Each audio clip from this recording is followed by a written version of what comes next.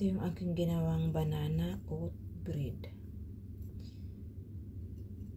Kakaiba ito sa banana bread na ating ginagawa. Ito yung version na matigas.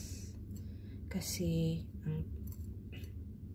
itutos mo muna siya bago mo siya lalagyan ng peanut butter or ng butter. Yung mga bata, butter ang nilalagay nila. Kasi habang mainit pa ito, nagme-melt yung, nag-melt nga yung peanut butter. Nagme-melt yung butter. Masarap din yun. Minsan yun din ang nilalagay ko. Yan, kaya na tayo.